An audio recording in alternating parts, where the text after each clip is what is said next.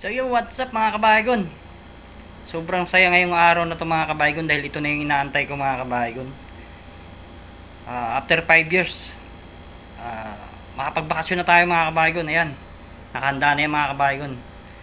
Maya maya lang paalis na rin ako. Inaantay ko na yung driver. Kaya samahan nyo ako mga kabaygon. Kahit hanggang airport lang, hatid nyo lang ako. Kaya, sobrang excited ko na mga kabaygon dahil 5 years ko na nga rito. Hindi nakauwi dahil naabutan ng pandemic. Kaya maya maya mga kabaygon, update ko kayo pag nasa biyahe na kami. So yun mga kabaygon, nasa biyahe na ako. Dumating na yung driver kaya papunta na kami ng airport. Nasa biyahe na ako ngayon.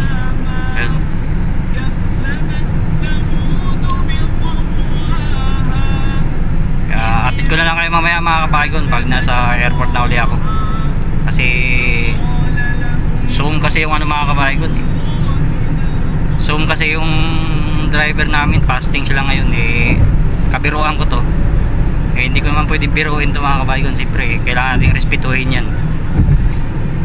Fasting sila ngayon mamaya pas lang alas 6 pwede.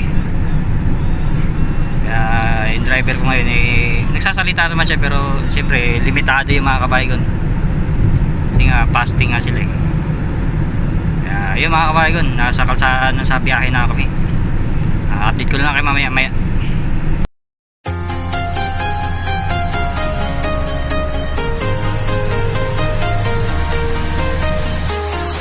I'm walking alone, the streets are empty. The only thing I can see is my own silhouette. I'm getting stronger, step by step. The clock is ticking, but there's no time for regrets. I've been flying from town to town, from London to Taiwan. I've been all around the globe trying to protect your soul. We are heroes tonight. We will fly above the sky. We are heroes tonight. Yeah. We are heroes tonight. We will fly above the sky. We are heroes tonight.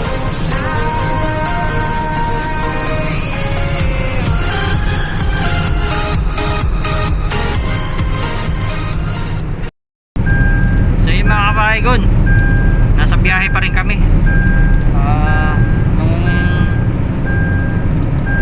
2:30 na mga kabaygon, 2:30 nasa kalagitnaan na kami. Tansya ko mga 3:30 darating kami sa airport.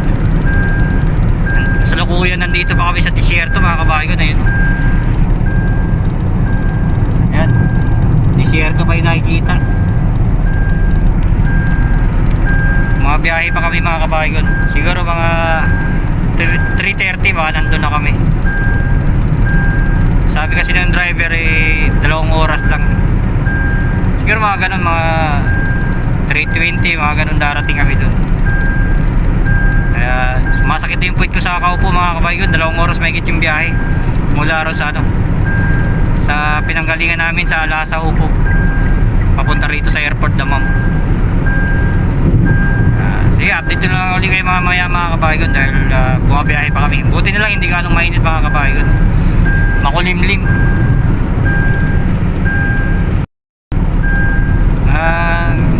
Kausap ko lang yung driver may mga kasama siya, mga anak niya. Hindi ko na natulog yung mga anak niya dito sa likod ko. Kinakausap ko lang ng driver baka antukin bigla nakataas pa naman yung paa. Baka biglang makatulog makaidlip. Kasi kulang-kulang sila ng tulog mga kabaygon. Kami rin kulang-kulang rin ng tulog kasi hindi nga yung oras ng oras ng pasok namin umaga tsaka gabi. Kaya lagi kulang sa tulog. Lalo na ngayon mga kabaygon, hindi ako nakatulog. Sobrang excited. Kaya yung mga kabaygon, update ko lang kayo ulit mamaya pag nakarating na kami dun sa airport.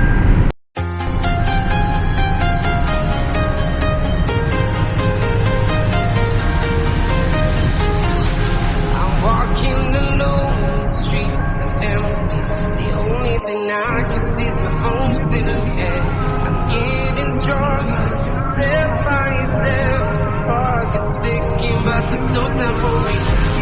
I've been flying from town to town, from London to Taiwan.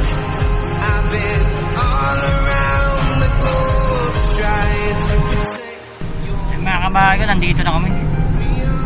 Sa airport na kami ng Damao. We will fly above the sky. We are heroes tonight. Yeah, we are heroes tonight. We will fly above the sky. We are heroes tonight.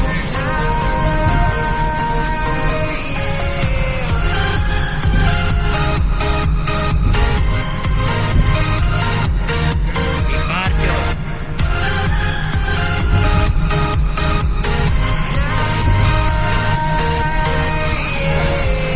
Feel like a dynamite, ready to explore right up in the sky. I need you to listen, I need you to hear, and don't show any fear. I've been flying from town to town. So yung mga kabahayan, nandito na ako sa loob mga kabahayan. Ayan, nandun na yung mga ano, nakapila na yung mga ano dun.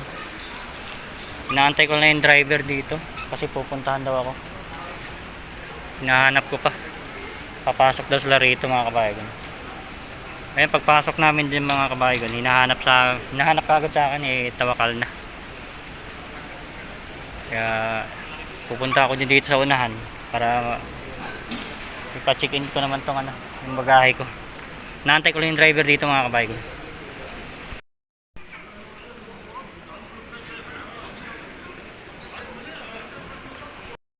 So ayun na nga mga kabahayan, nag-over bagahe ako kaya doon ako natagalan. Lumagpas ako ng 7 kilo mga kabahayan, kaya yung bagahe ko binawasan ko, 46 lang palang pwede. Kaya ang ginawa ko mga kabahayan, tinanggal ko yung ibang mga sabon kasi nagpaparami dun, sabon, toothpaste. Kaya yun, pinadala ko na, buti na lang hindi umalis yung driver mga kabahayan, hindi ko pinalis kasi alam ko magsusobra ako Kaya ayun, salamat sa driver, shoutout sa driver at saka yung mga anak niya kasama niya. Kaya maraming salamat sa kanila, hindi nila ako iniwan dito. Ayun, pinadala ko sa kanila yung sabon, sabi babalik daw nila dun sa ano. Okay lang naman kahit hindi balik. Kaya dito na ako sa immigration mga kabahayan, pipila uli ako. So yung mga kabahayan, tapos na tayo sa immigration. Hinahanap ko na lang yung gate na ano, na papasukan ko, gate 27. Hinahanap ko rito. Kaya dito naman ako mag-aantay mga kabahayan hanggang alas 7:30 yung flight ko. Kaya tambay-tambay muna ako rito, ikot-ikot kung anong meron. Medyo matagal-tagal pa muna ako tatambay rito mga kabahayan dahil alas 5 pa lang mga kabahayan, alas 7:30 yung flight ko. Kaya medyo matagal yung tambay ko rito. Yun, gate 27 nasa baba. Ano to? Nasa unahan pa. Sa unahan pa pala mga kabahayan.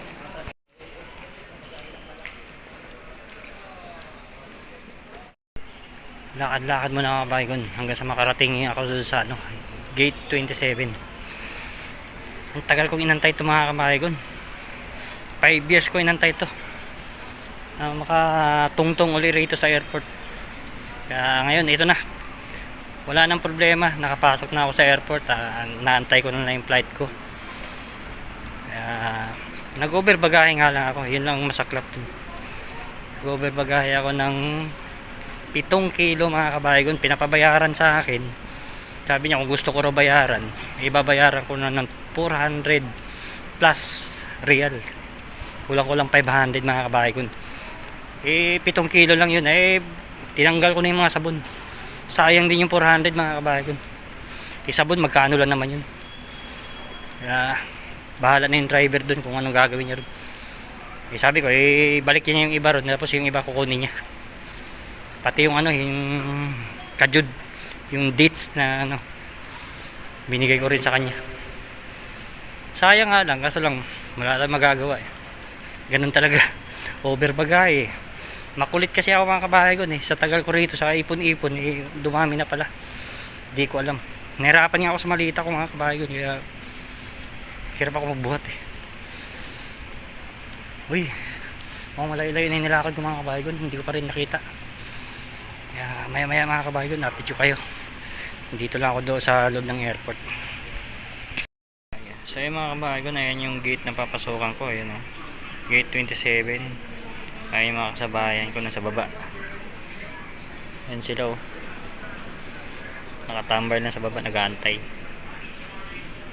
Kaya ako rito, paikot-ikot lang ako rito mga kabahayan kasi malayo pa, alas 5:30 pa lang. Dito yung iba tambay-tambay lang. Dito sa gate 26 naman to iba. Ayan sa kabila. Ayan yung gate 26.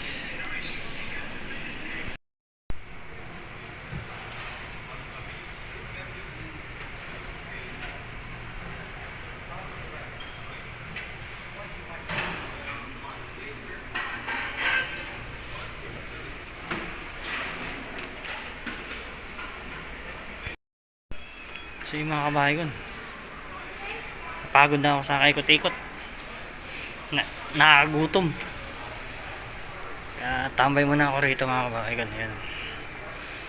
Tambay-tambay lang, kaantay ng oras ng flight alas 6 pa lang mga kabahayan. Kaya mag-ikot-ikot muna ako rito mga kabahayan. Duty free mga kabahayan, daming chocolate pabango. Mahal ang pabango, 192.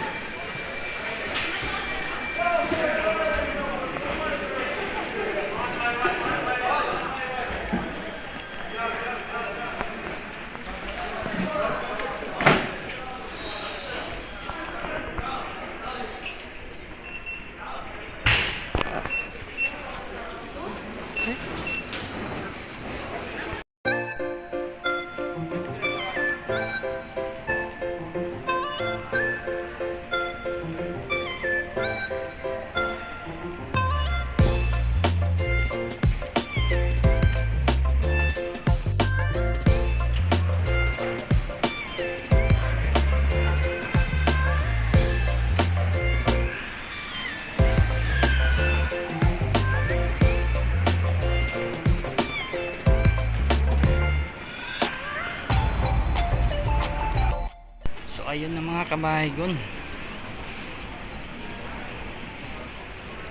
sa tagal ko nagantay rito mga kabahayan nagpapapasok na. Ay nakapila na sila lahat, yung mga kasabayan ko. Mag-aalas 7 na mga kabahayan, kaya nagpapapasok na sila. Ako nandito pa sa taas, mahaba ng pila mga kabahayan. Antayin ko muna sila matapos. Ay mga kabahayan, haba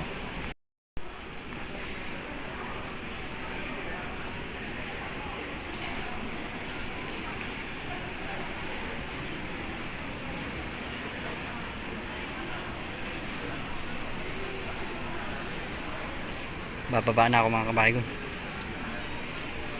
kasi baka magpapapasok na mahuli ako, wala nang paglagay ng bag. So mga kabahayan, napipila na ako. Maraming salamat sa inyo mga kabahayan at sinamahan niyo ako rin sa airport. Kita-kita na lang ulit tayo doon sa pagdating ng Pinas. Bye bye mga kabahayan at God bless sa inyo lahat.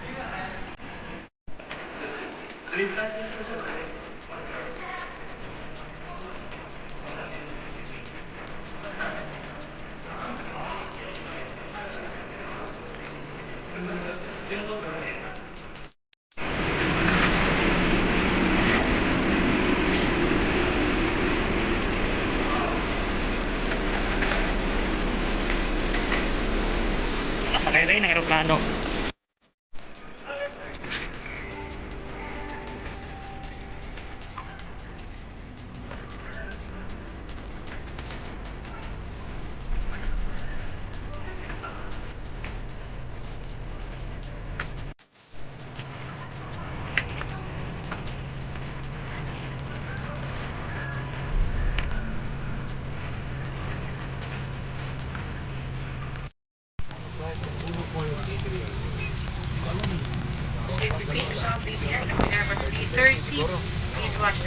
Anyway.